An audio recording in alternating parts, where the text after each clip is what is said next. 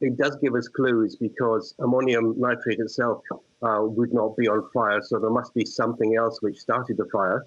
But the problem with ammonium nitrate is that it contains the fuel in the hydrogen and the ammonia and the oxygen in the nitrate. And so once the fire started, it keeps generating the heat that's required. And then in a confined space with a large amount, you get a sudden release of hot gas, which causes the explosion. You just explained to us what happens when it explodes. What force is released? Well, basically, you've got a change of something which is a solid into something which is a gas, and the gas occupies much more volume than the solid. In addition, because of the energy given out, it's a hot gas, and the hot gas has expanded. And so if that's in a confined containment, there will be a build-up of pressure, and suddenly that pressure will release, and that will give you the shock wave that was apparent with in the video with the cloud. What was your reaction when you first saw that vision? I thought it was a very large explosion, and therefore there must be a large amount of ammonium nitrate present. I also felt that the change from the clouds being grey to being a sort of already orange, the brown, is a classic example of nitrous oxide, which would be one of the products from the ammonium nitrate explosion. David Caldicott, given an explosion of this magnitude, what effect would it have on the built environment and also people? Well, I don't think many people who are still living will have seen an explosion of this magnitude. It's one of the largest, certainly, that I have seen, and certainly far greater than any one I've ever been exposed to. The human frame does not cope well with these sort of forces.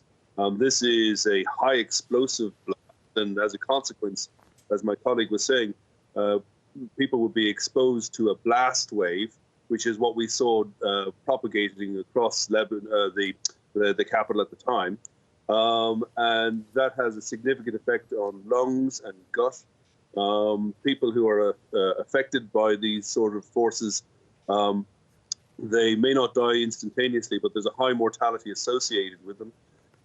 Secondary injuries are sustained from shrapnel injuries of particles in the environment, glass, for example, that would have no problem at that speed moving through people very easily.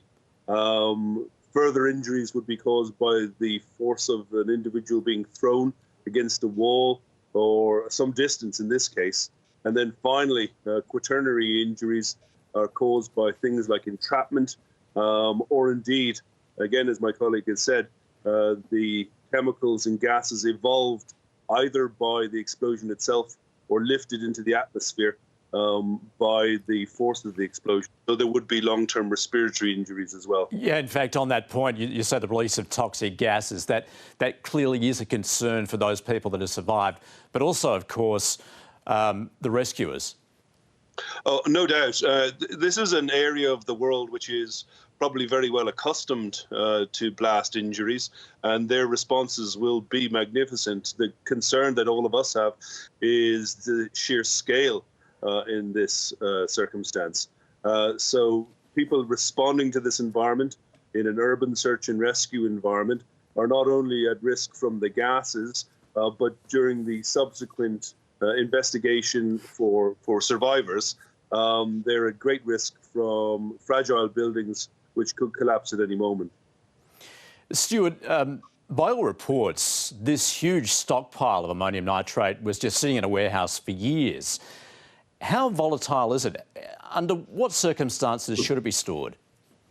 Well, usually ammonium nitrate will be stored in smaller amounts and certainly transported in smaller amounts to avoid something like this happening.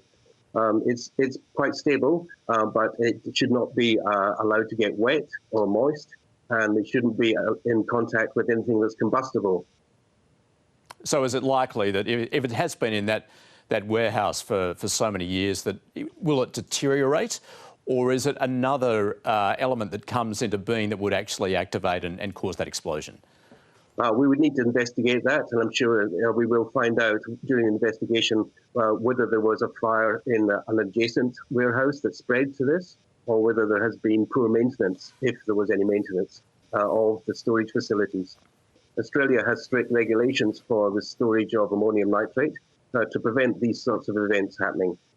Indeed, and in fact, David, the fear around the world is that ammonium nitrate falls into the hands of terrorists.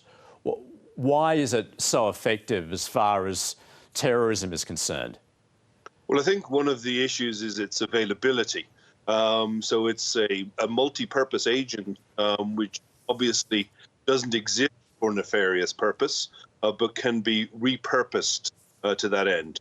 It's used widely, globally, as a fertilizer, and it's also used as a mining explosive when combined with very simple compounds like fuel. So it is ubiquitous, and it is frequently used in terrorist attacks around the world in improvised explosive devices. David Caldicott and Stewart Walker, thanks very much for joining us this evening. Thank you. Pleasure.